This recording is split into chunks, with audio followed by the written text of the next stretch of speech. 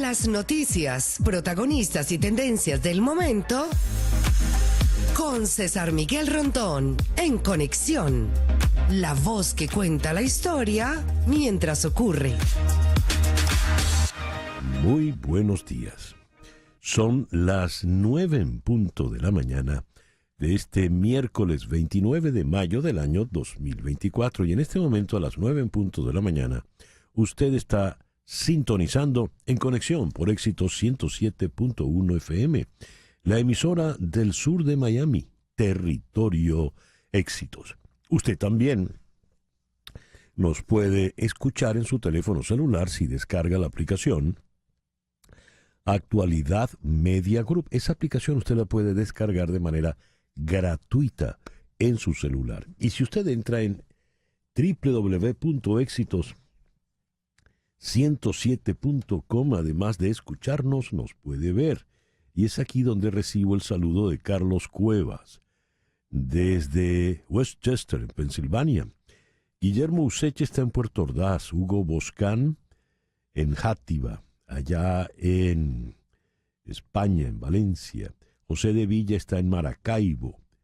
¿Y qué me pasó hoy que se me fue? Bueno, se me fue aquí esto. Ya vendrán. Guillermo Lozada en Johns Creek, Georgia. Jesús Aguiar está en Arequipa, Perú. Nelsa Vivas, no nos dice dónde está, pero nos manda saludos. Tania Quiñones en Maracay. Chere Ramos, nuestra querida, en Caracas. Doña María Alicia Sifontes, que le manda saludos desde Caracas a todo el equipo. David Madrid en Montreal. Kiki García en Paraguachí, en la isla de Margarita. Juan Acuña, nuestro camionero, está hoy por Marshall, Illinois. Jenny Colmenares en Panamá. Juan Bautista González en Caracas. Magali Hernández en Dublín. Saeda Bon en Orlando. Guillermo Triana en Humboldt, Texas. Gustavo Ramos en Tulsa. Admari Rojas en San Antonio de los Altos. Xavier Miguel está en Barcelona, España. Douglas Isturiz en El Salvador. Alfredo Eduardo González Pedrique, 8,5 millones de venezolanos que salimos. José de Villa en Maracaibo, lo había comentado. Bien, José López. Arturo Rofrano en Stratford, Connecticut. Juan Carlos Pérez está en Dallas. José López está en La Guaira. Gracias a todos por reportar la sintonía de En Conexión. En Conexión es una producción de Flor Alicia Anzola para Éxitos 107.1 FM en Miami. Muy buenos días, Flor Alicia. Buenos días a todos y a aquellos que están pasando entre el calor del verano aquí en Miami y en otras ciudades y el frío de los aires acondicionados. Cuídense que la gripe de verano es heavy, fuerte, fuerte. Heavy en Spanglish. Heavy, exacto. Laura Rodríguez está en la producción general. Muy buenos días, Laura. Muy buenos días a todos. En Madrid, Mariel Sofía Rodríguez apoyando a Flor en la producción informativa. Buenos días, Mariel Sofía. Siga. Que siga. Mariel está engripada en Madrid. Totalmente engripada en Madrid. Ay. Jesús Carreño en la edición y montaje. Carlos Prato en los controles. Buenos días, Carlos. Muy buenos días. Y ante el micrófono, quien tiene el gusto de hablarles, César Miguel Rondón. Hoy es el día de San Pablo VI, quien fuera papa. San Esiquio Palatino.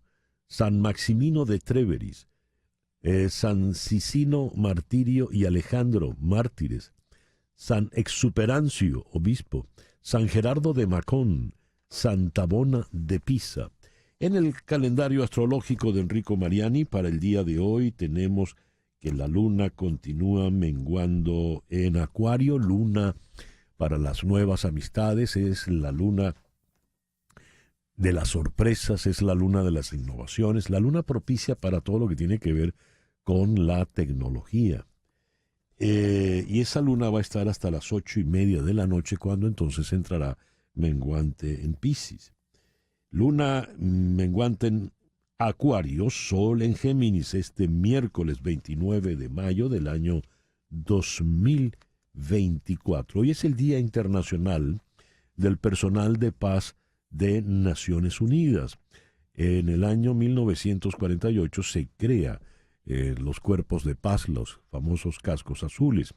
Es el Día Mundial de la Salud Digestiva. Es el Día Internacional del Everest, ya que tal día como hoy, en 1953, el neozelandés Edmund Hillary y el Sherpa Tenzing Norgay coronaron la cima más alta del mundo. Es también el Día Mundial de la Nutria. Se encuentra en inminente peligro de extinción. Y en Venezuela es el Día del Trabajador Tribunalicio. El programa que hemos preparado para el día de hoy lo vamos a iniciar en Maracaibo con la destacada periodista Sheila Urdaneta. Ella hizo un reportaje extraordinario sobre un comedor popular en donde se encuentran, para resolver la que quizás sea la única comida del día, militares retirados, abogados, enfermeras, profesores universitarios, abuelas y hasta una ex Miss Venezuela. ¿Qué tal? Impresionante el reportaje y nos dice lo que es la Venezuela de hoy. De Maracaibo iremos a Santiago de Chile para conversar con el periodista Víctor Higuera.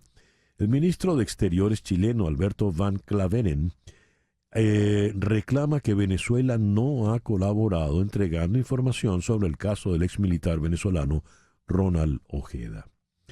Luego vendremos aquí a Miami para conversar con la analista política Mili Herrera. Con ella haremos un análisis, un balance pues, de lo que va siendo la campaña electoral hasta la fecha de hoy.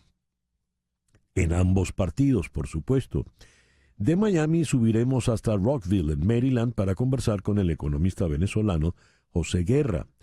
El Delcy Rodríguez dijo que van a desdolarizar la economía. Tal cosa es posible. Eso lo conversaremos con José Guerra. De Rockville iremos a Ciudad de México, porque ayer concluyó la campaña electoral en México. Recordemos, las elecciones son el domingo. Analizaremos con Verónica Méndez cómo está el cuadro político. Y cerraremos aquí en Miami con Edward Ramírez de C4 Trío, quien está preparando para mañana, jueves 30, un espectáculo, This is el 4. Es decir, un espectáculo concebido para quienes no conocen lo que es esa guitarrita venezolana, lo que es el 4. Será muy, muy interesante. El foro de hoy se lo vamos a dedicar al impostor. ¿Qué es ser un impostor? ¿Qué es crearse una identidad? ¿Qué es inventarse una persona en paralelo?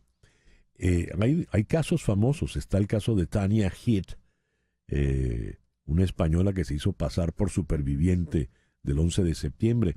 Y está el caso famosísimo de que lo llevó a la literatura Javier Cerca en la novela El Impostor.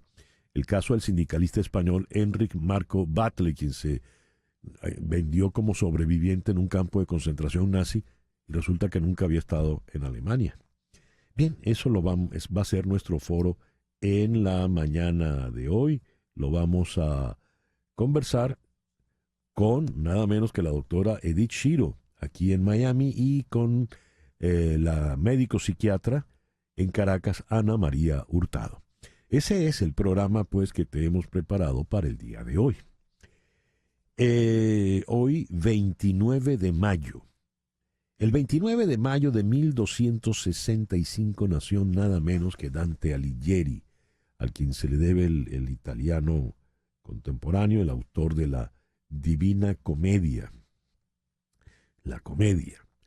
En estos días recordé a la Divina Comedia porque me preguntaron, eso me lo preguntó Idania Chirinos, me entrevistó muy gentilmente en su programa de NTN 24, y me dice, ¿cómo llamarías tú al tiempo que hemos vivido, ahora que se empiezan a renacer esperanzas para los venezolanos?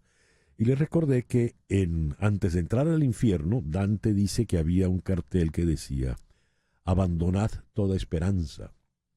Pues bien, si estamos saliendo del infierno, el título podría ser recuperad toda esperanza. Pues bien, en 1265 nació el gran Dante Alighieri. Y el 29 de mayo de 1453 murió Constantino XI, el último emperador bizantino. Muere defendiendo Constantinopla de la invasión turca y se produce entonces la caída de Constantinopla, y con la caída de Constantinopla, pues la caída del Imperio Romano de Oriente. A partir de allí, Constantinopla empezó a llamarse Estambul, aunque los griegos, por ejemplo, hoy por hoy todavía la siguen llamando Constantinopla. El 29 de mayo de 1790, Rhode Island se convierte en el estado número 13 de la Unión.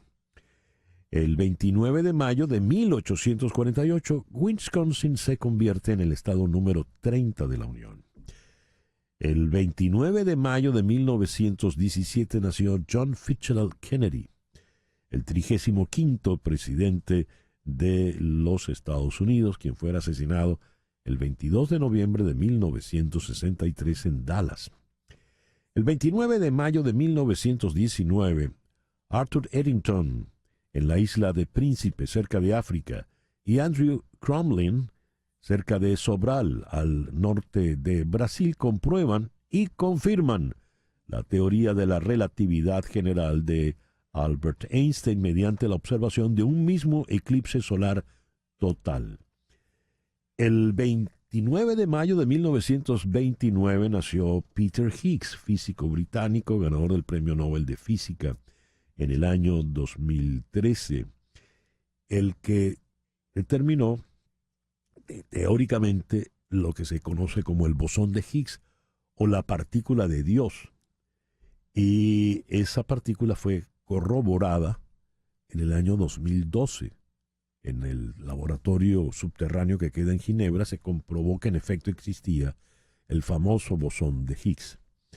El 29 de mayo de 1948 se declara el araguaney como árbol nacional, y ello porque el último domingo del mes de mayo es el domingo, se considera el Día del Árbol. Y entonces se decidió que el araguaney es el árbol nacional. Ya nadie recuerda el himno al árbol, ¿no? Al árbol debemos solícito amor, jamás olvidemos que es obra de Dios. Ah, no, bueno, sí se lo saben. Y aquí que me ocurrió, y hoy está cumpliendo 66 años Annette Bening, nominada 4 veces al Oscar por The Grifters, American Beauty, Being Julia y The Kids Are All Right. Una gran actriz, sin lugar a dudas. El 29 de mayo de 1860 nació Isaac Albéniz. Iberia.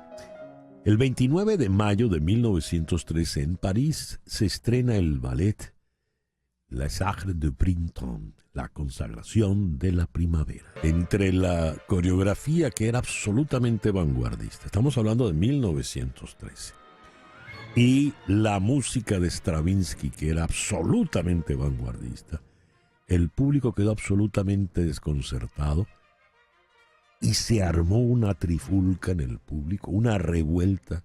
Se pararon de las butacas, gritaban, lanzaban cosas. Hoy por hoy, la consagración de la primavera es una de las obras fundamentales de la música de ballet y es una de las obras fundamentales de la música académica del siglo XX.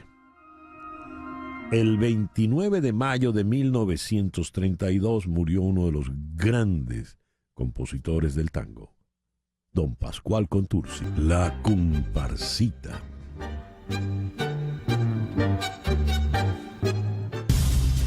El editorial con César Miguel Rondón. Información de Associated Press, despacho proveniente de la ciudad de Caracas. Las autoridades electorales de Venezuela revocaron la invitación a la Unión Europea para enviar observadores de cara a las elecciones presidenciales del 28 de julio, en las que el presidente Nicolás Maduro busca la reelección y que han sido cuestionadas por la oposición por obstaculizar a sus candidatos. La Unión Europea no había confirmado hasta ahora su participación con una misión de observación para el proceso electoral que, bajo sus estándares, es más amplia que una simple veeduría e incluye el monitoreo de las distintas etapas del proceso. El presidente del Consejo Nacional Electoral, Elvis Amoroso, justificó la decisión como un rechazo a que el bloque europeo mantenga las sanciones impuestas a más de 50 venezolanos señalados por actos de represión o por socavar la democracia en este país sudamericano. Ayer, la Unión Europea, al conocer la decisión, lo lamentó e hizo un llamado al Consejo Nacional Electoral para que la reconsiderara. Dijo: el pueblo venezolano debería poder elegir a su presidente en elecciones creíbles, transparentes y competitivas, respaldadas por la observación internacional, incluida la de la Unión Europea, que tiene un largo historial de observación independiente e imparcial. Fin de la cita textual tomada del comunicado de la Unión Europea. Eugenio Martínez escribió en su cuenta X que este anuncio se hizo sin ninguna sesión previa de los rectores. En la declaración no estuvieron presentes los rectores Jaime Nogal ni Juan Carlos del Pino. Leo: los observadores electorales no son policías electorales. No está entre sus funciones impedir ilícitos, solo documentarlos. La principal estrategia en contra de los ilícitos es una robusta red de testigos y miembros de mesa acreditados y formados por ciudadanos movilizados. Eso escribió, como decía, Eugenio Martínez. A ver, hagamos memoria. La Unión Europea tiene sanciones puntuales, personales. No son sanciones al país, no son sanciones a sus instituciones. Son sanciones a las personas. El señor Elvis Amoroso fue sancionado en los tiempos en que era Contralor General de la República. Desde la Contraloría, recordemos, él fue el que dictó las inhabilitaciones de varios dirigentes políticos, entre ellos la muy polémica y cuestionada inhabilitación de la señora María Corina Machado. La Unión Europea, en su rol procurando venir como observadora al proceso electoral, entiende que no tiene sentido que el actual presidente del Consejo Nacional Electoral, el señor Amoroso, esté sancionado, y le retira la sanción a Amoroso. Recordemos, Jorge Rodríguez monta en cólera, y desde el presidio de la Asamblea Nacional, pues levanta una polvareda, se va en insultos contra la Unión Europea y no acepta esa injerencia. El señor Amoroso rechaza que lo sancionen, ¿verdad? Preferiría estar sancionado, aunque ahora el argumento es que la Unión Europea no puede venir porque nos han sancionado. Pero en fin, ya sabemos cómo funciona. A raíz de esa decisión de Jorge Rodríguez, de ese desplante de Jorge Rodríguez, estaba ya todo cantado y faltaba solo formalizar que no viniese la Unión Europea como observadora. Ahora, en el terreno político electoral, ¿qué implica esto? Más de uno dirá, bueno, eso es evidencia de que no habrán elecciones libres, transparentes y confiables. Eso es evidencia de que estas elecciones no van a ningún lado. Y con esa manera de pensar, con esa línea de pensamiento, pues más de uno se desalentará y no irá a votar.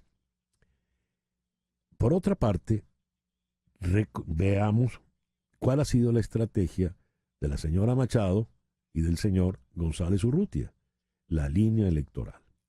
Pase lo que pase, hasta el final van a insistir en la línea electoral. De manera que no venga la Unión Europea poco puede desanimar la iniciativa electoral de la señora Machado, que ha recorrido el país rodeada de multitudes, levantando entusiasmo y un fervor increíble, y la postura del señor González Urrutia, que insiste en el camino electoral. La jugada está clarísima, más allá de la pataleta de si sancionan o desancionan al señor Amoroso, más allá de la furia del señor Rodríguez, la estrategia de desanimar al elector quizás se estrelle contra la pared, porque el elector venezolano está persuadido de que el voto es su única carta y allí va a insistir, con o sin observadores europeos o internacionales. Esta es apenas una de las piedras que faltan en ese largo camino que nos lleva al 28 de julio. Son las 9:21 de la mañana, hacemos una pequeña pausa y ya regresamos con las noticias más importantes de este miércoles 29 de mayo. Esto es En Conexión por Éxito 107.1 FM en Miami. Vamos con las noticias más importantes de este día. El presidente de Nicaragua, Daniel Ortega, afirmó que su hermano y ex jefe del ejército, Humberto Ortega, quien según opositores exiliados está bajo arresto domiciliario, cometió un acto de traición a la patria al condecorar a un militar de Estados Unidos en 1992. Al referirse a Humberto Ortega como el jefe del ejército en ese entonces, sin nombrarlo, Daniel Ortega calificó esa condecoración como un acto de entreguismo y vergüenza nacional.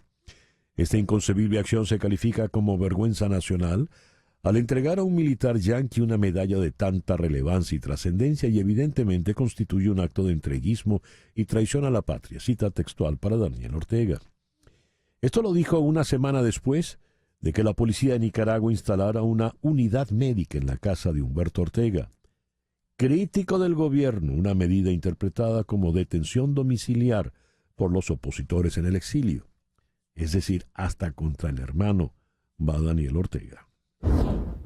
El Consejo Presidencial de Transición de Haití nombró a Gary Conille como primer ministro, que tendrá la misión de liderar a esa nación caribeña golpeada por la violencia, según anunciaron los miembros de la Junta.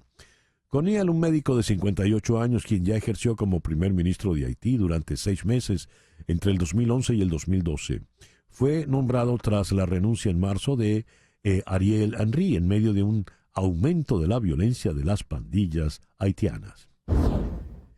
El jurado de 12 personas en el juicio penal por dinero secreto, hush money, contra el expresidente Donald Trump comienza sus deliberaciones en el día de hoy, acercando un paso más a decidir el destino legal del expresidente.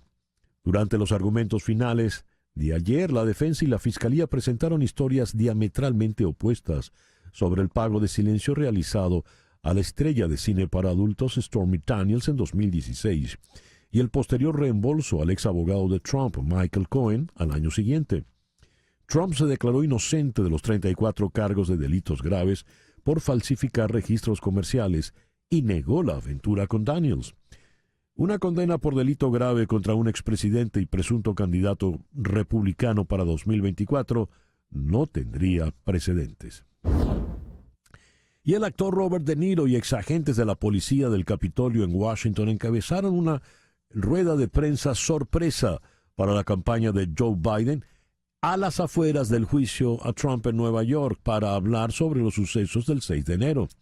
En el evento, De Niro se enfrentó a los que abucheaban a favor de Trump y lo denunció De Niro a Trump como un tirano y un payaso que amenazaba la democracia. Las temperaturas en la capital de la India, Nueva Delhi, alcanzaron un récord de 122 grados Fahrenheit, 49,9 Celsius, aumentando el riesgo de escasez de agua para los casi 30 millones de residentes de la ciudad. Gran parte de la India se ha visto acosada por el aumento de las temperaturas durante gran parte del último mes, lo que los expertos creen que puede estar impidiendo que algunas personas voten en las elecciones en curso en el país, en las que casi 1.000 millones de personas tienen derecho a votar. A más largo plazo, las olas de calor pueden volverse inhabitables grandes zonas del país a medida que los bulbos húmedos, una combinación mortal de altas temperaturas y humedad, se vuelven más comunes. La humedad agrava el poder letal del calor, dijo un experto. En resumen, es un asesino silencioso. ExxonMobil se enfrenta a una dura votación de los accionistas después de sufrir una derrota en un esfuerzo por impedir que su rival adquiera una participación en un lucrativo campo petrolero de Guyana. La próxima Asamblea General anual se centra en las demandas de Exxon contra 2 inversores que le exigieron acelerar los planes para reducir las emisiones de carbono. El fondo de pensiones público más grande de Estados Unidos ha prometido votar en contra de la reelección de los 12 miembros de la junta directiva de Exxon, incluido el director ejecutivo Darren Woods.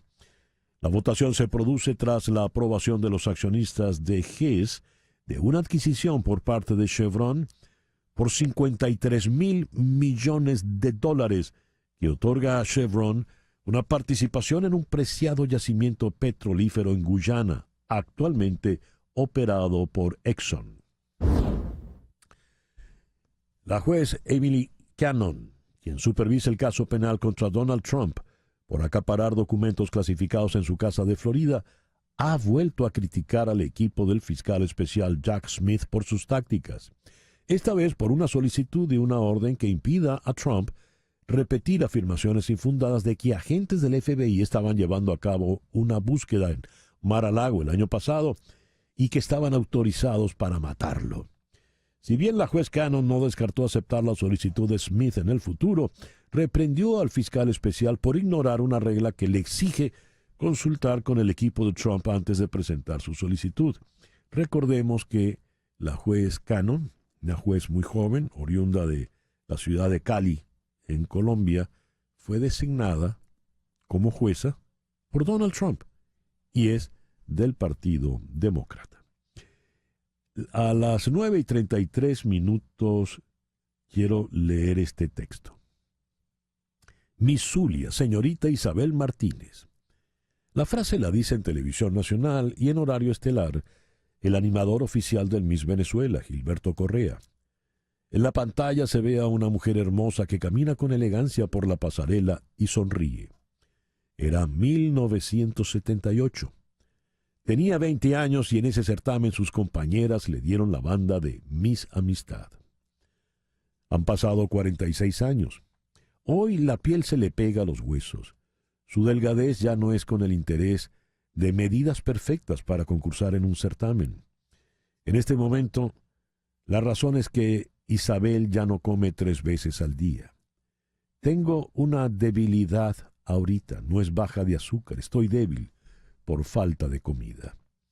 Tiene 66 años, el cabello cubierto de canas, un bastón para ayudarse a caminar, no usa zapatos de tacón y su ropa está muy usada. Se nota en los colores desgastados. Es mediodía, sentada con las piernas cruzadas, su estómago hace ruidos. Isabel tiene 12 horas sin comer. Esto ocurre en un comedor público en la ciudad de Maracaibo, a donde acuden. Esto es en el garaje de la iglesia Padre Claret en Maracaibo. Allí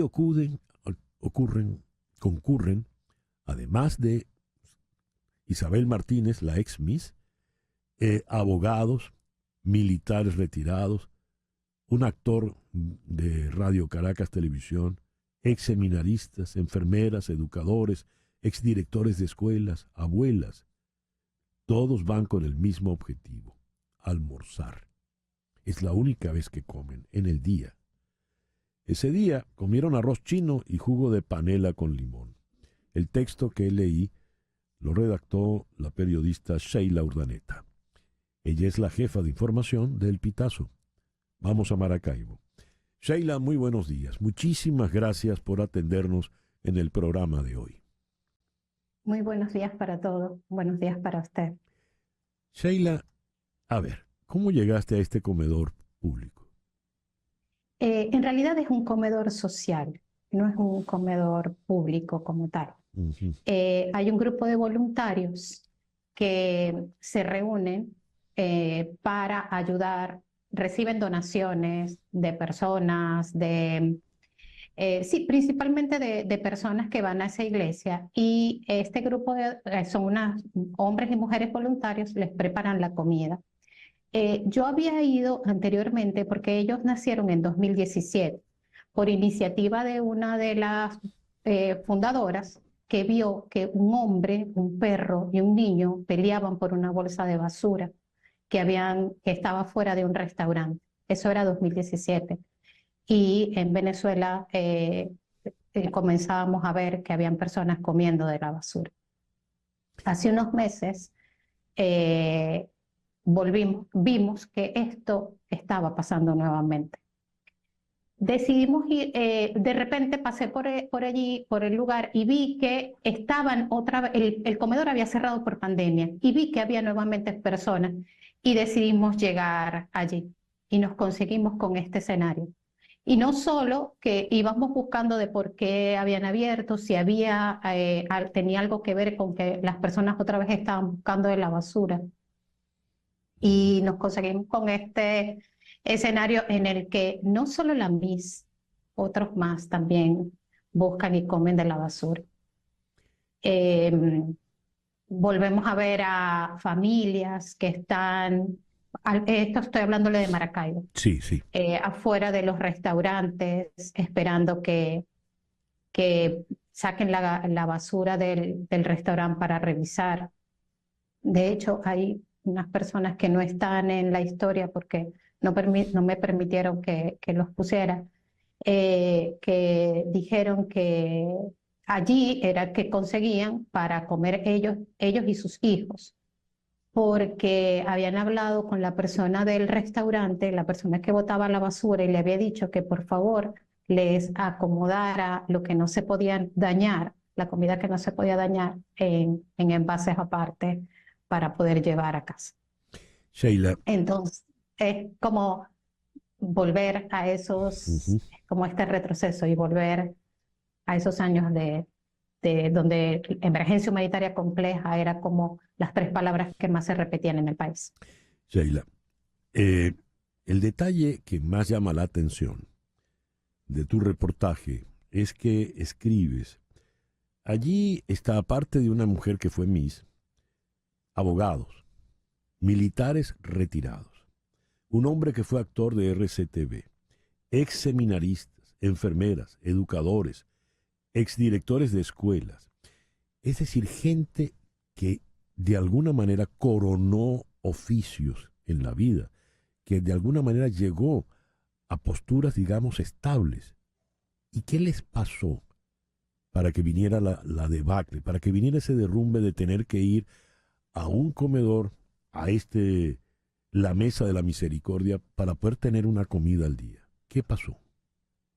Sí, justamente en 2017, y volviendo, he hecho un poco la película para atrás, porque si vamos viendo todo esto, vemos cómo la crisis ha ido minando a esta gente que es profesional, que tenía un trabajo estable, pero que justo el lugar común de sus declaraciones, educadores que tienen una pensión de hambre, como ellos mismos la califican, Sí. este militar retirado que apenas gana $15 al mes y que inclusive sus hijos migraron, pero que igual no le alcanza, y que además este militar retirado camina kilómetros para poder ir a estos comedores sociales. Las enfermeras que dicen que comer ese día en la mesa de la misericordia es ahorrar un plato de comida en casa para las personas que están en casa. El hecho de que solo tienen para comprar para 1 o 2 días, porque ni siquiera algunos reciben bonos del gobierno, pero eso tampoco alcanza. Dios. Es decir, los pensionados son los que están alimentándose allí. Pensionados y jubilados. Bueno. Y el promedio de personas que se alimentan allí diariamente, ¿cuál puede ser, Sheila? En la mesa de la misericordia, 190. Pero 190 ellos tienen censados. Pero siempre llega. Nosotros estuvimos 2 miércoles. Yo hice la reportería con mi compañera Natalia Angulo. Fuimos 2 miércoles. Y las voluntarias regularmente tratan como de hacer rendir la comida, porque siempre llega uno, otro, al menos 10 más llegan a pedir la comida. Y otra cosa es que también en un principio ellos eran 50 voluntarios, ahora apenas hay unos 10, 15. Entonces, gente que va a comer también ayuda. O sea, ayudan, limpian las mesas, organizan, ellos mismos se organizan, agradecen comer una comida que está bien hecha. Otros, sin que las voluntarias se den cuenta, solo comen la mitad de su comida y la otra la guardan para llevar a casa, sobre todo el caso de una abuela que tiene a sus nietos, la hija migró y le dejó a los niños y ella dice bueno, que no le alcanza porque sus nietas, una tiene 15 y la otra tiene, ahora no recuerdo, creo que 8 o 12, no trabajan. Esta abuela vive de la pensión, a veces la hija tampoco puede enviarle dinero, entonces ella guarda un poco escondido, lo guarda para llevar a su casa. La mayoría, esa es la única comida del día. Otros hacen como, esta frase que seguramente sonará muy dura, pero es como el tour del hambre, porque van los miércoles a la Mesa de la Misericordia, los martes van a un colegio de unas hermanas religiosas que dan sopa, los jueves van al Hogar Clínica San Rafael, que también dan almuerzo. Por ejemplo, la Mesa de la Misericordia solo es para personas con discapacidad y para ancianos. De hecho, bueno, es que lo voy a decir acá, nosotros estamos haciendo ahora una reportería porque ahora abrieron un comedor social solo para niños y mujeres embarazadas. Y entonces estamos buscando esa información. Sheila, te agradezco mucho que nos hayas atendido en el programa de hoy. Creo que estos escasos minutos nos dicen, como nunca, de una manera sumamente elocuente y cruel, lo que es Venezuela hoy por hoy. Me duele mucho. Gracias por habernos atendido, Sheila. Gracias a usted por estar siempre pendiente del país y de lo que pasa. Sheila Urdaneta es la jefa de información del Pitazo allá en Maracaibo. Hacemos una pausa y ya regresamos en conexión. Son las 9:46. Ventilex, fábrica de extractores de aire industriales y ventiladores comerciales a la medida, te ofrece extractores de aire Alfa 48 y Alfa 36 para el control de ambientes cálidos y contaminados. Llama al 954-433-1322.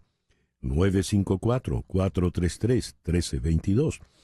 Y también para tu empresa que requiere ventilación directa y constante, diseñamos Titan 36, el ventilador industrial más efectivo para puntos fijos.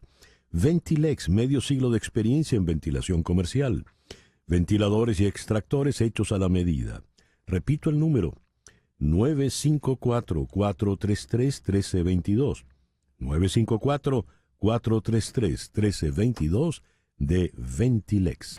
El ministro de Relaciones Exteriores de Chile, Alberto Van Claveren, aseguró que Venezuela, entiéndase, el gobierno de Venezuela, no ha colaborado con la entrega de información sobre el caso del exmilitar venezolano Ronald Ojeda.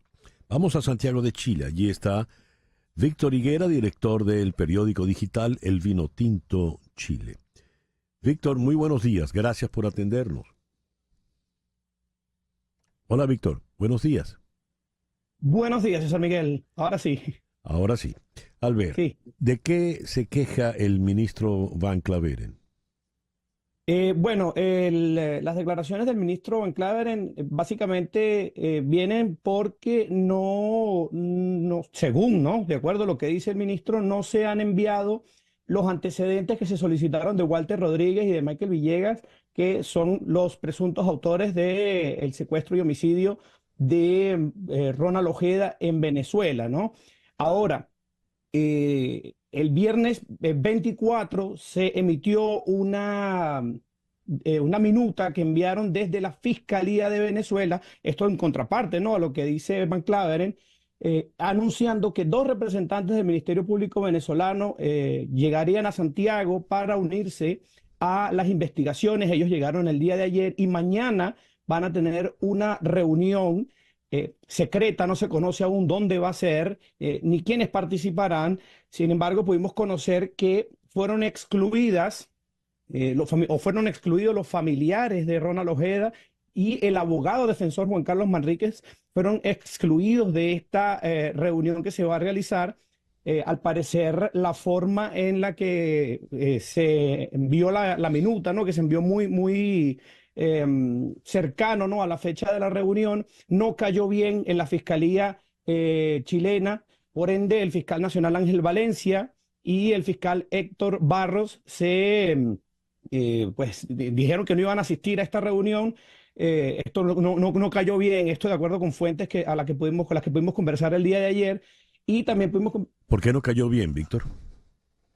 Bueno, desde Fiscalía dicen que es que porque se notó como que estuviesen imponiendo, ¿no? Esta reunión. Esto fue una carta que se envió el día viernes y de acuerdo con la Fiscalía no daba tiempo, ¿no? De organizarse. El fiscal Ángel Valencia está hoy día en la región de Tarapacá, al norte, encabezando un operativo de allanamiento de viviendas. Esto en el marco, ¿no? De la lucha contra el crimen organizado.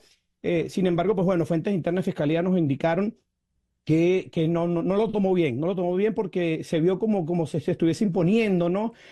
Tanto la fecha como la reunión, sobre todo en este contexto de falta en el intercambio de información entre ambas partes. Ya veo.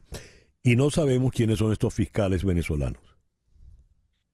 Sí, bueno, por parte del Ministerio Público venezolano ya llegaron, ¿no? El director contra delitos comunes Ángel Fermayor y el jefe de asuntos internacionales de la Fiscalía Álvaro Cabrera. Por parte de la Fiscalía chilena, pues van a enviaron a la reunión que es mañana, no se sabe dónde.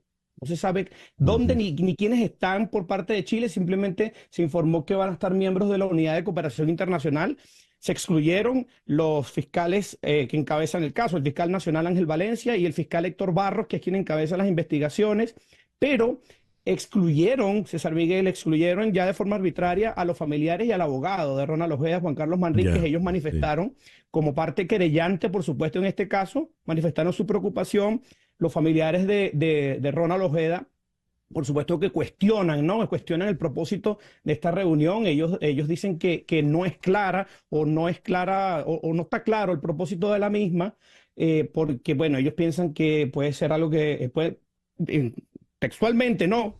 Que es muy turbio, algo quieren impedir, esto lo digo de forma textual, porque ellos quieren impedir que lleguen a una negociación. Ellos exigen estar presentes en la reunión porque quieren impedir que se realice una especie de negociación en cuanto a lo que pasó, lo que no pasó, lo que no se sabe qué pasó, y es lo que al momento lo que ellos reclaman, ¿no? Ya. Bueno, estaremos muy pendientes, Víctor, de qué puede ocurrir con estas reuniones. Muchas gracias por atendernos, Víctor. Buen día, César Miguel. Víctor Higuera es periodista, director de El Vinotinto Chile, allá en Santiago de Chile. 9:53.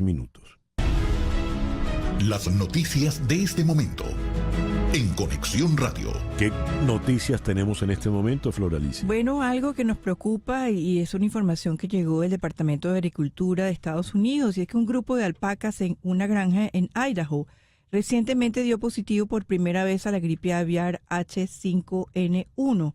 La secuencia genética de los virus aislados de las alpacas muestran que está estrechamente relacionada con los virus H5N1 que actualmente circulan en el ganado lechero. Durante más de 2 décadas, el H5N1 ha afectado principalmente a las aves. Sin embargo, en los últimos 2 años, ese virus ha estado infectando a una variedad más amplia de mamíferos silvestres y de granja, lo que genera preocupación de que podría estar acercándose a convertirse en un patógeno que pueda transmitirse fácilmente entre las personas. Y esa es la preocupación.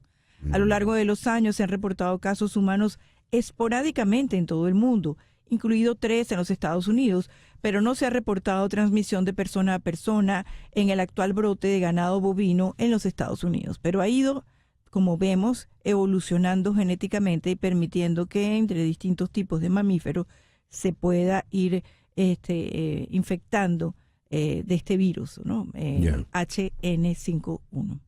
Gracias, Floralicia. H5N1.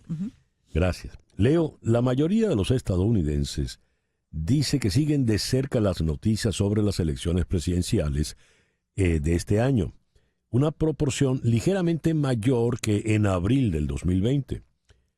Al mismo tiempo, muchos dicen que están cansados de tanta cobertura de la campaña y de los candidatos. Estos son datos aportados por la encuesta Pew Research Center, realizada en abril de este año. ¿Qué nos dice esto? Vamos a consultar, pues, con Mili Herrera. Mili es analista política aquí en la ciudad de Miami. Mili, muy buenos días. Muchísimas gracias por estar de nuevo con nosotros. Buenos días, encantada como siempre. Gracias. Mili, ¿qué nos dice este estudio de Pew Research Center? Bueno, muchas personas han estado diciendo que hace meses, ¿no? Que el presidente Biden no apuntaba bien en las encuestas porque él no había comenzado la campaña hasta hace unos 3 o 4 meses. Entonces, ahora es que se está viendo la fuerza, donde ya las encuestas están dando que no solo están empatados, sino que el presidente Biden está varios puntos estadísticos por encima del expresidente. Lo que sí estamos viendo que la campaña del expresidente es sobre todos los casos que tiene él en contra por todas las acusaciones que tiene y todos los juicios. Y la campaña del presidente Biden es sobre lo que él ha logrado en estos últimos 4 años, que es algo muy positivo. Y nosotros los demócratas estamos pues, apoyando esos mensajes de todos los logros que hemos tenido con un Congreso en una situación de caos, con una pequeña mayoría de republicanos que francamente se han dedicado a tumbarse el uno al otro para estar en poder y no han logrado pasar el número de leyes que benefician a nosotros los ciudadanos, y eso es lo que nosotros queremos, que trabajen por nosotros. Y simplemente ha sido anémico y lo que único que hacen es querer destituir al presidente de la Cámara Baja cada 2 o 3 meses. Eso no es por lo que los ciudadanos votan por sus representantes en el Congreso. Queremos que hagan leyes. Por ejemplo, el presidente Biden lo que ha hecho es, cuando tenía la mayoría en la Cámara de Representantes, además en el Senado, pudo pasar leyes importantes. Primero, impulsó una ley de reforma migratoria que no quisieron los republicanos apoyar, desafortunadamente, pero sí pudo hacer el TPS para los venezolanos, para los haitianos, para los nicaragüenses, y dándole a esas poblaciones la capacidad de poder trabajar legalmente en este país. También lo que es la ley de infraestructura, que está poniendo dinero en los bolsillos de los pequeños contratistas. Aquí en los Estados Unidos el gobierno no hace nada, no construye nada, simplemente otorga los fondos para el sector privado. Y ese sector privado, la mayoría son pequeñas y medianas empresas que pueden hacer el trabajo de las carreteras, de los puentes, arreglar toda la infraestructura tecnológica también. Y eso ha ayudado a muchísimos. Claro, la inflación ha sido algo impactante. Salimos de una pandemia donde nos comimos el inventario completo. Dependemos de la gran mayoría de nuestros productos de China. China no estaba produciéndolos. Cuando se calmó la pandemia, todos querían viajar, todos querían comprar, todos querían consumir. Y era la oferta y la demanda. Sí. Encima de eso, el sector privado también energético, las compañías petroleras, no, aquí son privadas, subieron el precio del petróleo impactando la distribución de todos los productos. Esto hay que reconocerlo. Y las medidas que la administración del presidente Biden ha puesto tratando de controlar la inflación, ya vemos que está haciendo efecto. Mili, usted está en el estado de Florida, puntualmente en el sur de Florida, en la ciudad de Miami, donde por lo visto la simpatía por el expresidente es considerable. ¿Cómo ve usted esa situación? ¿En qué medida puede ser reversible a efectos de su condición demócrata? Yo creo que es un poco exagerado en el sentido de que tengo que hacer una mea culpa en el sentido de que los demócratas en el sur de la Florida no hemos estado activos. Yo sí he estado activo, pero el Partido Demócrata local ha estado completamente en silencio. No, perdimos por primera vez en muchísimas décadas el voto, la mayoría del voto acá en Miami-Dade, en el condado de Miami-Dade, que es donde el condado con más población y donde tenemos la mayoría de los demócratas que al votar nosotros en gran número, pues entonces como que sobreponemos al voto del norte de la Florida, que es más republicano. Eso no se ha hecho en casi 4 años, desafortunadamente, desde el 2020 que ganó el presidente Biden. Hemos perdido muchísimos votantes y estamos haciendo un trabajo en este momento. Tengo la noticia de que hace 4 semanas fui elegida como la vicepresidenta del partido local y estamos trabajando con el nuevo presidente del partido local, el senador estatal, Sherwin Jones, para cambiar eso, para recaudar fondos, para poder contratar a personas que vayan puerta a puerta, igual que lo hacen los republicanos. Nosotros no lo hemos estado haciendo, dando el mensaje nuestro, conversando con los votantes de persona a persona. Y yo creo que eso va a cambiar mucho el panorama en noviembre 5. Y yo creo que nosotros vamos a poder ganar el estado de la Florida por primera vez desde que salió electo el presidente Barack Obama, con el voto de los 30 votos electorales del estado de la Florida. Bueno, luce difícil en este momento, pero si usted lo dice, como dicen, su palabra vaya adelante. Mili, le agradezco mucho que nos haya atendido en el programa de hoy. Con mucho gusto, gracias. Mili Herrera es, bueno, ya se lo dijo, ¿no? Vicepresidente del Partido Demócrata en Florida. 10:01. Capicúa. Vamos a una pequeña pausa. Al regreso, nuestro foro de hoy, el impostor. Esto es En Conexión por Éxito 107.1 FM en Miami. El impostor es una novela de no ficción de Javier Cercas, publicada en el año 2014. Es la historia real de Enric Marco Batlle. Este señor, Enric Marco Batlle, un sindicalista español, se hizo pasar como superviviente de un campo de concentración nazi en la Segunda Guerra Mundial y llegó a ser una persona muy, muy reconocida. Resulta que nunca estuvo en ningún campo de concentración. Leo acá que Tania Heath, una española también ella, se hizo pasar por superviviente del 11 de septiembre. Y durante 6 años engañó a todo el mundo, incluyendo a Rudolph Giuliani, que era el alcalde de Nueva York, y llegó a ser incluso la presidenta de la Asociación de Supervivientes. Estamos hablando de 2 impostores. Pues bien, ¿qué es un impostor? ¿Cómo se crea una identidad paralela? ¿Qué lleva a ello? Ese es nuestro tema en el día de hoy. Nos acompaña y nos da un gusto inmenso, de nuevo, la doctora Edith Shiro, psicóloga clínica, la autora de ese bestseller que es El inesperado regalo del trauma. Querida Edith, muy buenos días. Muchísimas gracias por estar con nosotros. Hola, hola, qué felicidad estar contigo de vuelta y con ustedes. Felicidades por esa obra que estás haciendo también, muy orgullosa por ti. Muchas gracias. Allí te esperamos, Edith, en el teatro. Claro. Y en Caracas está la doctora, la médico psiquiatra, Ana María Hurtado. Ana María, muy buenos días. Muchísimas gracias por acompañarnos. Muy buenos días, César Miguel. Encantada de estar aquí con ustedes. A ver, ¿qué es un impostor? ¿Cómo estos 2 casos que mencioné al comienzo, Tania y el señor Batlle, por pura casualidad en estos 2 casos son españoles, pero no quiere decir que los impostores tengan una nacionalidad específica. Vamos a comenzar con Ana María allá en Caracas. Por favor, Ana María. Bueno, es un tema apasionante, realmente da para una novela y de alguna manera tiene que ver con las narrativas, ¿no? Con las narrativas personales.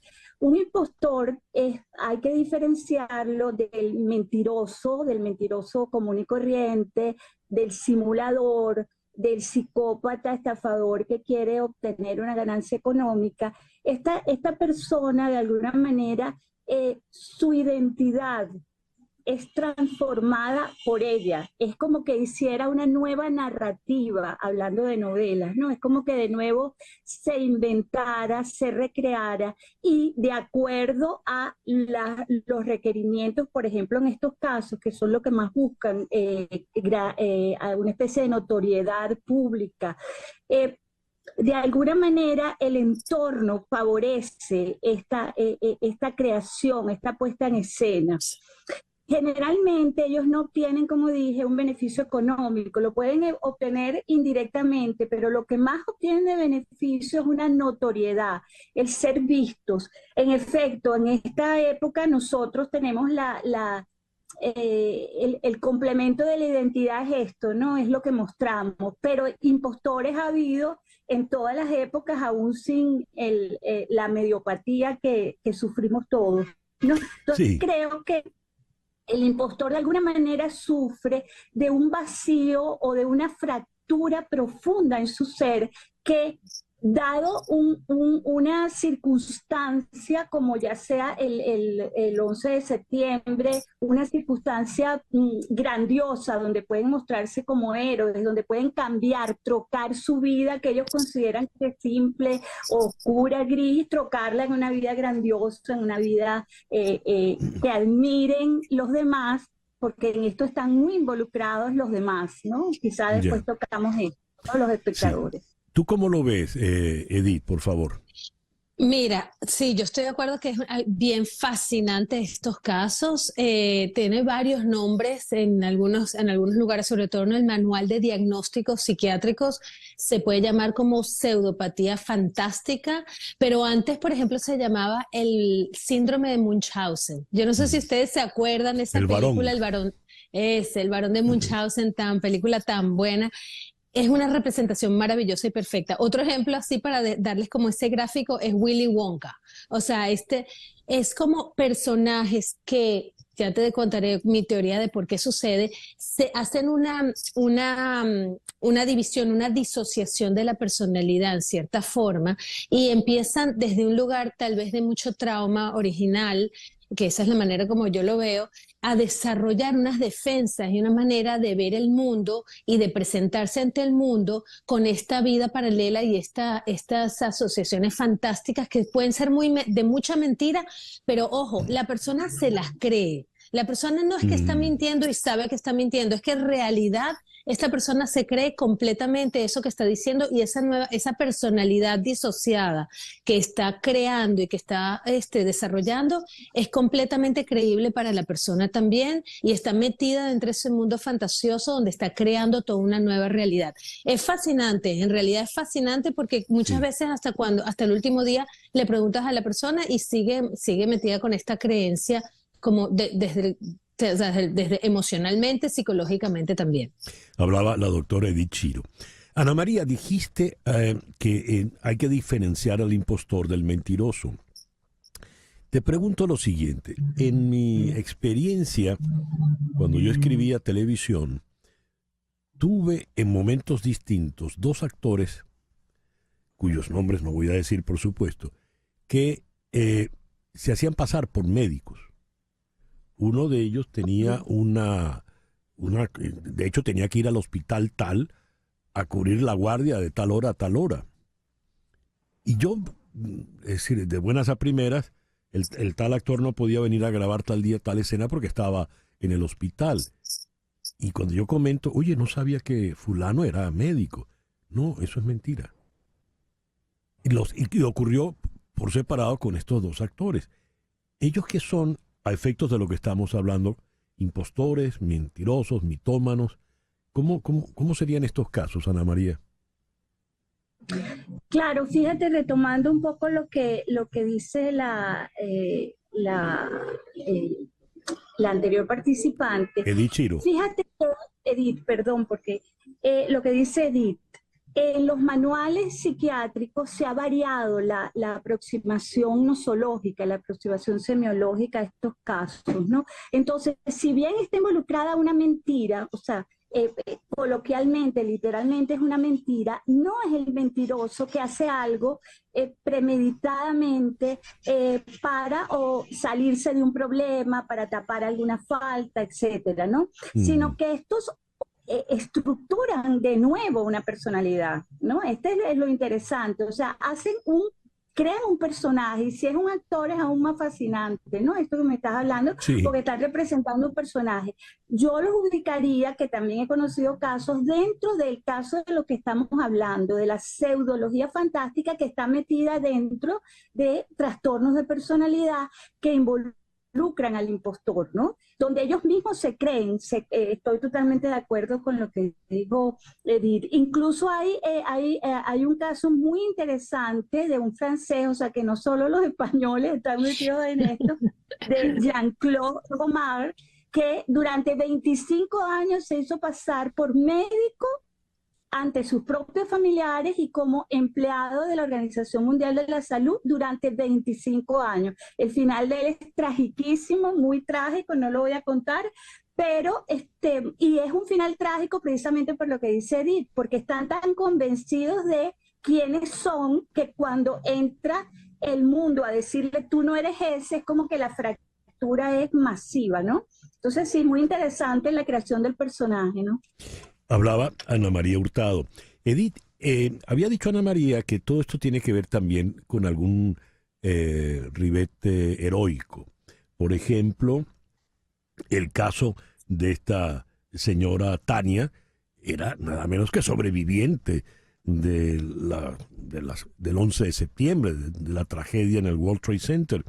Y el caso del libro de Javier Cercas, este señor Enrique Marco Batlle era sobreviviente de un campo de concentración en la Guerra Mundial y llegó a representar a los sobrevivientes del Holocausto y nunca estuvo en nada de esto.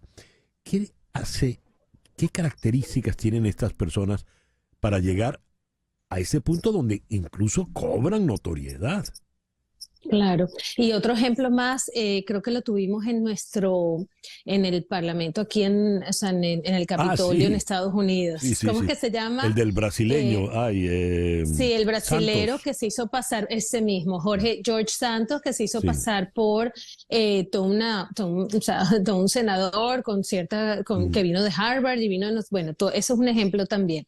Fíjate, la manera como yo lo veo, y creo que tiene mucho que ver con experiencias muy tempranas de estas personas que han vivido en realidad situaciones muy traumáticas o muy difíciles, donde han necesitado desarrollar algún tipo de defensa para no fragmentarse o para protegerse de tanto dolor y tanta fragmentación y tanto trauma, tanta adversidad que han vivido. Creo que en el ejemplo de Tania, los padres están divorciados, no sé si fue abusada, tuvo pérdidas, etcétera. Y si indagamos un poquito en cada uno de estos personajes, te aseguro que vamos a conseguir varias cosas. Pero ¿qué pasa entonces? Se empiezan a desarrollar mecanismos de defensa, como por ejemplo, desconexión de las emociones, como por ejemplo, confabulación. ¿Eso qué quiere decir? Como empezar a crear cuentos y mitos, como por ejemplo, tener varias personalidades, muchas veces hay múltiples personalidades, como por ejemplo, hay una depresión como incipiente por debajo que está corriendo por ahí, ¿sabes? Una sensación de tal vez de rechazo, de abandono, una necesidad de ser atendido, de tener atención. Muchas veces, por eso es que se hacen muy famosos, porque esa necesidad de atención, de ser vistos, de llenar ese vacío emocional de una manera muy fantástica y muy creativa, en realidad, los hace que lleven a poder cubrir un poco esas heridas y ese dolor. Pero entonces estas personas son personas que constantemente están creando estas mentiras y constantemente están confabulando cuentos, historias sobre ellos mismos que van en paralelo con la vida que están llevando. Entonces, va más allá de la mentira, va mucho más allá de una mentira. Le pregunto a Ana María, ¿es peligroso un impostor? Bueno, sí es peligroso tanto para sí mismo como para el entorno, ¿no? Hay una, de alguna manera, por ejemplo, en los casos que hemos tocado, son casos muy delicados, donde, por ejemplo, los verdaderos sobrevivientes se sienten luego estafados emocionalmente ante la creencia o la ingenuidad de haber caído en este tipo de engaños, ¿no? Entonces, de alguna manera, el mismo impostor está en peligro por lo que estamos hablando, porque son identidades, tienen un núcleo de identidad muy, muy frágil que los puede llevar a ellos mismos a fracturas, a graves fracturas. Por ejemplo, a este que estaba diciendo, Jean-Claude Romar, el francés, termina asesinando a su familia cuando la familia, su familia entera, a sus padres, a su esposa y a sus hijos, cuando ellos descubren esta enorme mentira que había él estructurado a través de los años, lo termina matando. Entonces, ya sea...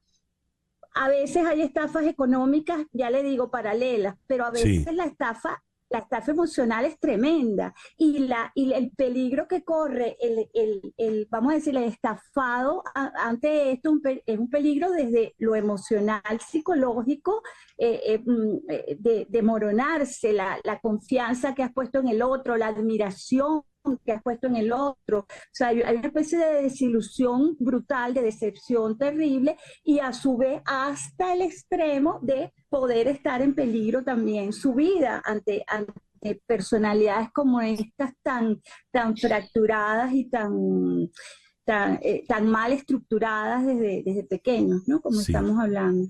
Hablaba la psiquiatra Ana María Hurtado. El tiempo se nos vino encima, lamentablemente. Así que te dejo entonces la palabra concluyente, Edith, aquí en Miami, la doctora Edith Chiro.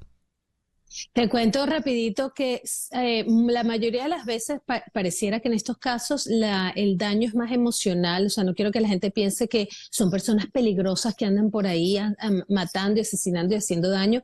Muchas veces el daño es emocional, y hay un diagnóstico interesante que es el Munchausen by proxy, que son generalmente madres o padres que asumen enfermedades ficticias a sus hijos y están constantemente llevándolos al hospital, creando enfermedades, y eso, claro, puede tener daños a nivel fisiológico también, y estar creando enfermedades fantasiosas con los hijos también. Entonces hay que prestar atención y tener cuidado, pero yo creo que mucho es darle... Sí, los puede herir. Mucho es darle amor, mucho amor a estas personas, mucho cariño y mucha aceptación para que se sientan que son parte de la sociedad, ¿no? En cierta forma. Pero debe ser una angustia terrible vivir siendo una persona distinta de lo que uno es en realidad, ¿no? Pero es que no tienes conciencia de eso. O sea, parte de la angustia se desvanece o se maneja a través de esta confabulación. Entonces, la conciencia de la mentira que estás diciendo o de la fantasía que estás viviendo no está presente. Entonces, el sufrimiento no está siendo vivido de manera real hasta que se rompe esa fantasía, se explota ese globito, sí. Y ahí es donde la persona realmente empieza a darse cuenta. Claro, es donde viene la tragedia, pues. Ahí mismo. Sí. Edith, muchas gracias por haber estado con nosotros, la doctora Edith Chiro. Un placer. Aquí en Miami, la autora de El inesperado regalo del trauma. Y en Caracas, la doctora Ana María Hurtado, médico psiquiatra. Ana María, muchísimas gracias por habernos acompañado en esta mañana. Gracias a ti. Chao. Gracias. Cariños, Ana María. Salud. Gracias a las dos. Son las 10:22 de la mañana, una pequeña pausa. Al regreso, ¿es posible, escuche usted, desdolarizar la economía venezolana? Esto es En Conexión por Éxito 107.1 FM en Miami. César Miguel Rondón está en Conexión por Éxito 107.1 FM. Y antes de continuar con el programa, a las 10:25, una noticia muy penosa, luctuosa. Se nos ha ido Margot Benacerraf a los 97 años. Margot, quien fue galardonada en Cannes con su maravillosa película Araya, la autora de Reverón, la fundadora de la Cinemateca Nacional. Como bien se ha dicho en las redes, escribe Alejandro Armas, el cine venezolano no hubiera sido lo mismo sin Margot Benacerraf. Maestra, gracias por todo. Además era una mujer extraordinaria, sumamente sensible y muy humilde, muy humilde. Siempre se aproximaba a todo con mucha sencillez, con mucha humildad, como si siempre tuviese el deseo inmenso de aprender. Juan Andrés Rabel publica en el X una secuencia preciosa de Araya. Y bien, pues a recordarla y a buscar su cine. Flor Alicia acaba de escribir, murió una de las grandes, la entrañable Margot Benacerraf. Bien, son las 10:26. El pasado 23 de mayo, la señora Delcy Rodríguez se reúne con el sector empresarial venezolano en la inauguración de Expo Fede Industria. Y allí ella plantea el término desdolarización de la economía venezolana. Es el reconocimiento tácito de que en efecto la economía se dolarizó. Luego de tantos y tantos anuncios de que iban a vapulear al dólar, reconocen que la economía se dolarizó. Pero ¿es factible desdolarizar lo que se dolarizó? Vamos a la ciudad de Rockville, en Maryland, donde está el economista José Guerra. José, muy buenos días. Gracias por estar con nosotros. Un placer, César Miguel, estar con todos ustedes. ¿Es factible desdolarizar la economía?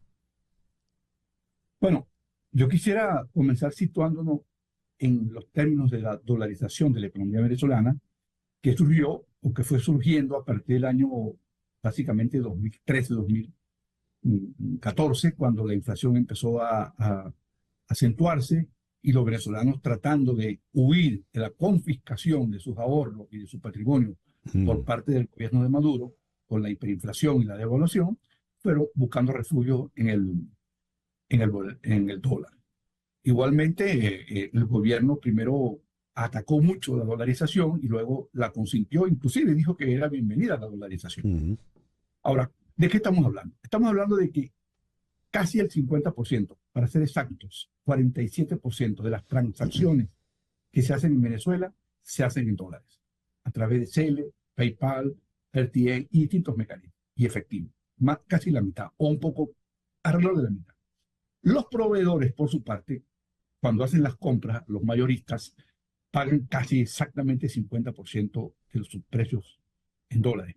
Pero en la encuesta que nosotros hacemos en el Observatorio Venezolano de Finanzas, cuando le preguntamos al comerciante en qué moneda fija usted sus precios, en el 90% lo fija en dólares, aunque reciba pagos en bolívares, porque hay gente que no tiene dólares. Entonces, ¿qué le cobran? La tasa, los bolívares, a la tasa de cambio equivalente del dólar.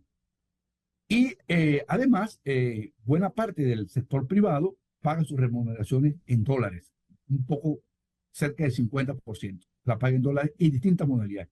Y quienes la pagan en bolívares, la pagan en bolívares a la tasa de cambio oficial. Es decir, la economía venezolana, César Miguel, es una economía bimonetaria, donde el bolívar se utiliza ¿para qué? Para pagar el transporte colectivo, para pagar los servicios públicos, es decir, transporte, agua, electricidad, para pagar los impuestos, y la usa el Banco Central para medir los precios y calcular la inflación.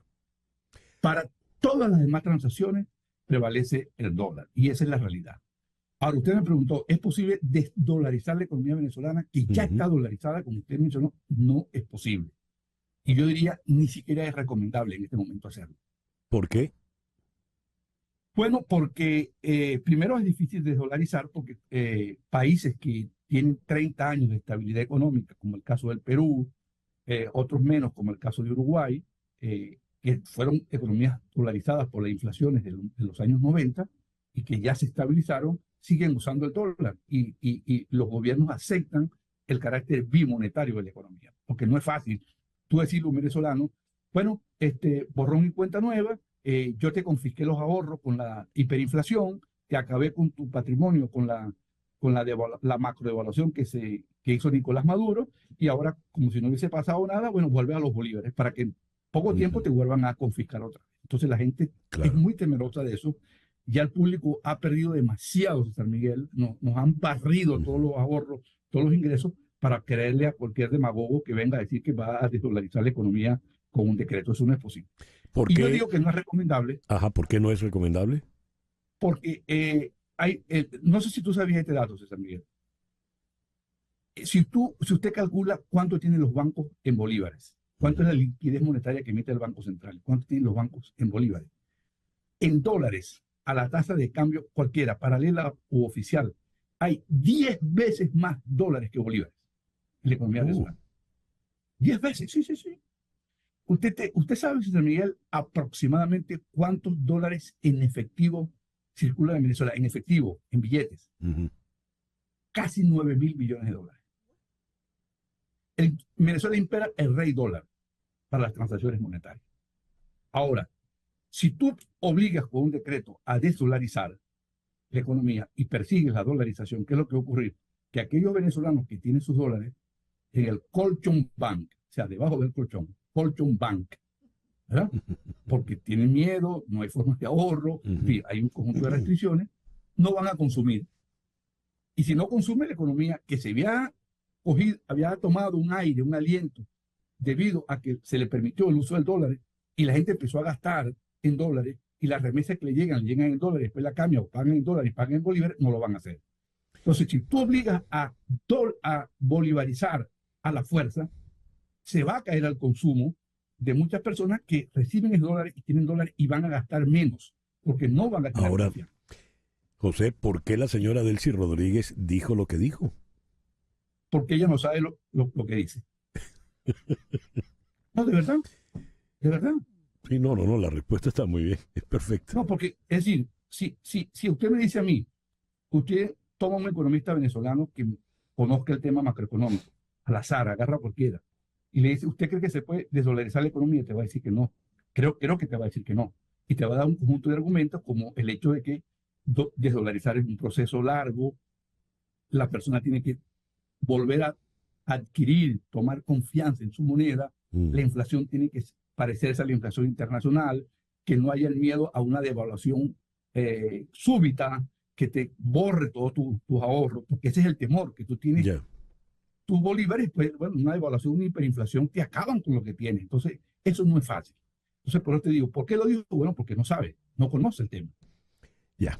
José, muchas gracias por atendernos en esta mañana. Muchas gracias a ti y a todo tu equipo. José Guerra, economista desde Rockville, en Maryland. 10:34. Las noticias de este momento en Conexión Radio. ¿Qué noticias tenemos en este momento, Flor Alicia? Bueno, vienen excepciones fiscales para quienes hacen vida en Florida sobre las ventas que se hacen para prepararse para los huracanes, asumiendo que viene una temporada fuerte que han predicho los meteorólogos. Se le va a permitir una excepción de impuestos, o sea, que va a permitir a los residentes prepararse con anticipación y comprar productos calificados como baterías, linternas y comida para mascotas, evitando al mismo tiempo el impuesto estatal habitual del 6%. Esto lo leo directamente del Miami Herald. El primer feriado comienza el sábado, que es el inicio de la temporada de huracanes, y se extiende hasta el 14 de junio. El segundo se extiende desde el 24 de agosto hasta el 6 de septiembre. Por ejemplo, si usted compra $10 en artículos para mascotas, va a ahorrar 60 centavos según el punto de venta. Es decir, un apoyo que brinda el Estado a aquellas personas que hacen vida aquí para que puedan hacer esas compras que se consideran necesarias, importantes, para quienes van a suplirse de estos materiales y poder así enfrentar lo que ocurre cuando viene un huracán, que necesitamos aguas, baterías, todo esto. Y la temporada que se avecina parece delicada, ¿no? Bien, veremos. Gracias, Flor Alicia. La candidata presidencial opositora en México, Xóchitl Gálvez, estuvo ayer en la ciudad de Mérida, la capital del estado de Yucatán, y allí dijo: vamos a yucatanizar el país, vamos a yucatanizar México. Quiso decir que van a darle seguridad al país porque, salvo Yucatán, dijo la señora Galvis, salvo Yucatán, la seguridad es un desastre en todo México. ¿Cómo va la campaña electoral? Hoy es miércoles y las elecciones son ya el domingo. Vamos a Ciudad de México, allí está la periodista Verónica Méndez. Verónica, muy buenos días, muchas gracias por atendernos. Gracias a ti, César Miguel. Estamos en la recta final de las campañas aquí en México. Hoy terminan las campañas. Hoy se le pone punto final a estos 3 meses en los que las aspirantes y el aspirante presidencial te ofrecían el oro y el moro, como decimos por acá, llena de promesas, llena de actividades. Xóchitl Gálvez, la candidata opositora, Claudia Sheinbaum, la candidata oficialista, la candidata del presidente Andrés Manuel López Obrador, y Jorge Álvarez Maínez, el candidato de Movimiento Ciudadano.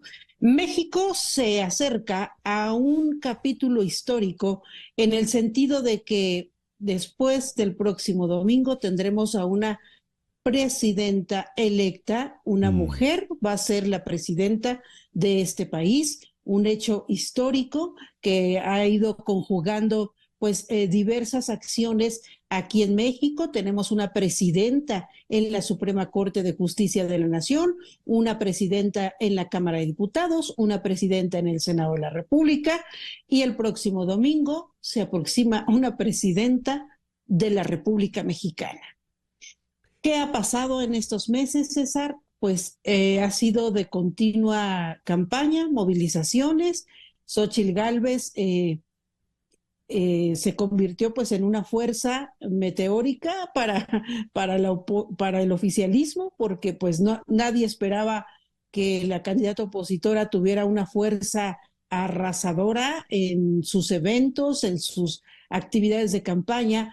Pero déjame decirte que llama mucho la atención que hoy salen 2 encuestas ya de cara a la elección el próximo domingo, 2 encuestas, César, que llaman la atención, que ponen a Claudia Sheinbaum una a 20 puntos arriba de Xóchitl Gálvez y otra a 10 puntos arriba de Xóchitl Gálvez. Entonces, los analistas dicen, ¿qué está pasando con las encuestas? ¿O no sucedió nada en estos 3 meses de campaña? Porque prácticamente así arrancaron las encuestas. Sí. Así arrancaron, con esa preferencia para Claudia Sheinbaum y en esa posición Xóchitl Gálvez. Muy interesante lo que estamos viviendo en México, César. Más allá de lo que dicen estas encuestas, ¿cuál es tu percepción como periodista y como mexicana? Como mexicana hay mucha emoción, mucha emoción. El hecho de que una mujer llegue a ser presidenta de este país. Una incipiente democracia de 30 años le abre la puerta a la posibilidad de que este país sea gobernado por una mujer, donde se ha luchado, donde se ha escalado a cargos de elección popular, iniciando por el voto que se le dio a las mujeres oportunidad, y ahora vamos a votar por una mujer. Esa, como persona, como mexicana, es emocionante. Como periodista hemos visto unas campañas muy violentas, unas campañas donde han sido asesinados 24 candidatos, unas campañas donde el gobierno dice que son 22, las organizaciones de la sociedad civil dicen que son 28 los candidatos asesinados. Hemos visto mucha violencia. Hemos visto que México llega a estas elecciones con mucha inseguridad y con mucha... son inequitativas e inseguras estas elecciones. El oficialismo cargado con todos sus recursos, con todo su poder hacia la campaña de Claudia Sheinbaum, el oficialismo apoyando desde todas sus secretarías, desde todos sus recursos, moviendo la campaña de Claudia Sheinbaum, la opositora Xóchitl Gálvez también moviéndose, porque esta campaña que encabeza a 3 partidos políticos tiene su esencia en una campaña de la sociedad civil. Porque Xóchitl Gálvez, hay que recordarlo, pues era prácticamente una ciudadana que tuvo esta oportunidad de enmarcarse en 3 partidos políticos opositores para ser la banderada. Ella era senadora, entró al Senado por el PRD, después se pasó al PAN. Nunca renunció a los partidos políticos, pero haz de cuenta que ella era como una especie de independiente, ¿no? No obedecía al PAN, no obedecía al PRD, no, o sea, ella se manejaba desde que estuvo en el Senado de la República como una candidata independiente. Ya. Bien, veremos qué ocurre. Estaremos muy, muy pendientes. Verónica, muchísimas gracias por atendernos en el programa de hoy. Gracias, al contrario, un fuerte abrazo y que vengan muchos votos del extranjero, especialmente de Estados Unidos, a México. Ojalá Buen sea día. así. Gracias, buen día. Verónica Méndez desde Ciudad de México. 10:42 de la mañana, una pequeña pausa y ya regresamos. Esto es En Conexión por Éxitos 107.1 FM en Miami. ¿Qué es el cuatro venezolano? Pues eso es lo que explica ese cuatrista, Edward Ramírez, en esta obra titulada This is el 4. Edward, bienvenido a En Conexión, buenos días. Buenos días, César. Muchísimas gracias por este espacio para hablar un poquito de este evento. ¿Qué es This is el 4? This is el 4 es una especie de obra musical donde es un concierto, pero también voy contando la historia de este maravilloso instrumento que en principio pues está arraigado a nuestras raíces, y voy contando un poco cómo ha ido evolucionando sonoramente, ¿no? Desde la ejecución también, cómo llega el cuatro solista, mi intención de experimentar con el cuatro con cuerdas de metal y mi manera de abordar el joropo tuyero, mostrar también un poco de esa tímbrica del cuatro eléctrico y la implementación de los pedales, esa capacidad que nos ha dado el cuatro para también poder componer y crear cosas que cada uno de nosotros, los cuatristas, pues tiene un mundo, ¿no? Sí. Es un momento para mostrarle a la gente esa versatilidad de nuestro cuatro. Maravilloso. ¿Eres tú solo con todos esos cuatros, entonces? Soy yo solo mostrando el sonido del cuatro tradicional, más adelante el cuatro con cuerdas de metal, el cuatro eléctrico, pero siempre hay sorpresas. Siempre donde hay un cuatro hay buenos amigos y siempre voy a tener alguien que me va a estar acompañando. Me llama mucho la atención, y siempre te lo he dicho, eso de ponerle cuerdas de metal como si fuese una guitarra al cuatro, lo cual hace que el rasgueo que es tradicional del cuatro pues sea peligroso, ¿no? Sí, bueno, precisamente lo que yo busco con ese cuatro no fue precisamente rasguear, sino atreverme, impulsarme a arpegiar más que a rasguear. El cuatro siempre ha sido acompañante y generalmente se rasguea. Pero pues a mí me encanta el joropo tuyero, y el joropo tuyero, esa arpa que tiene cuerdas en metal, pues fue lo que me hizo pensar, y si le ponemos cuerdas en metal a este cuatro, y me ha llevado a desarrollar también una especie de técnica hacia ese estilo. Excelente. Y después rematas en el cuatro eléctrico, que también tiene lo suyo, ¿no? Sí, a mí me encanta el tema de la búsqueda sonora, y cómo ese cuatro pues también nos permite adentrarnos en otros estilos de música con otro tipo de energía. Y yo que soy de Caracas, yo soy caraqueño, y pues me siento relacionado también con otros estilos de música, y está chévere que el cuatro también tenga esa especie de búsqueda un poco más arriesgada. La aclaratoria de Edward es importante porque en C4 Trío él es el caraqueño, porque Héctor es de Mérida y Jorge es de Cumaná, de manera tal de que él es el de la ciudad, pues.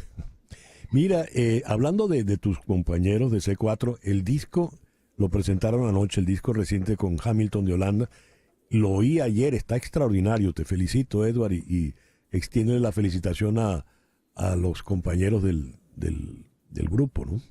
Gracias, César. Nosotros estamos súper emocionados porque tú entenderás lo importante que es para nosotros hacer un disco junto a ese grande de la música en el mundo como lo es Hamilton de Holanda. Ese disco que se titula Tembla y que tiene música latinoamericana. Los invitamos a todos también a escucharlos porque, bueno, es una música que estamos seguros que mucha gente lo puede disfrutar.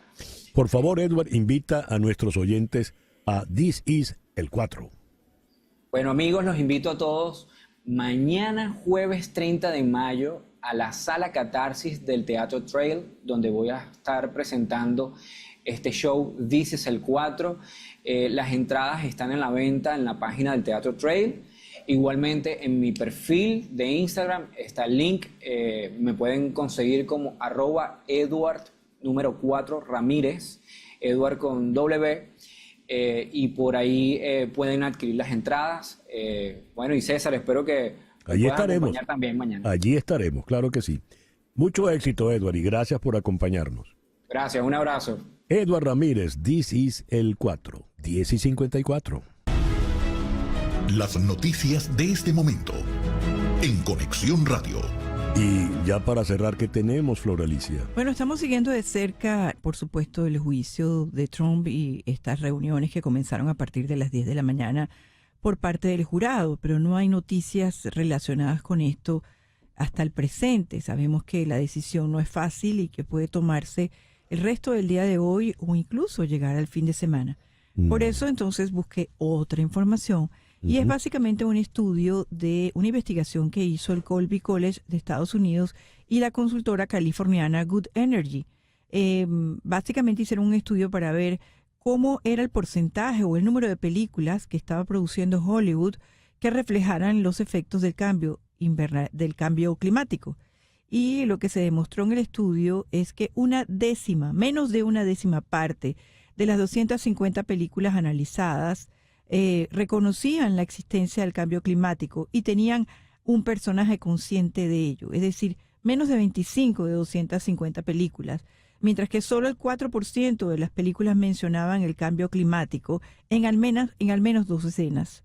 El estudio fue elogiado en particular por el co-creador del mismo nombre del test, Bechdel-Wallace, para películas, que pregunta si una película tiene al menos 2 personajes femeninos que entablan al menos una conversación sobre un tema distinto de un hombre. Esa fue una medida que se creó, un test que se creó para ver cómo se daban las escenas entre hombres y mujeres y cómo se perfilaba a la mujer en el cine. Pues ahora este va a ser como digamos un nuevo índice para ver de qué manera se trata el tema del cambio climático en Hollywood. Interesante. Hollywood le da la espalda a eso. Definitivamente. Bueno. Gracias, Flor Alicia. 10:55. Y con Brown Sugar y The Rolling Stones nos vamos por el día de hoy. En Conexión fue una producción de Flor Alicia Anzola para Éxito 107.1 FM, con Laura Rodríguez en la producción general, Mariel Sofía Rodríguez en la producción informativa, Jesús Carreño en la edición y montaje, Carlos Prato en los controles y ante el micrófono, quien tuvo el gusto de hablarles, César Miguel Rondón.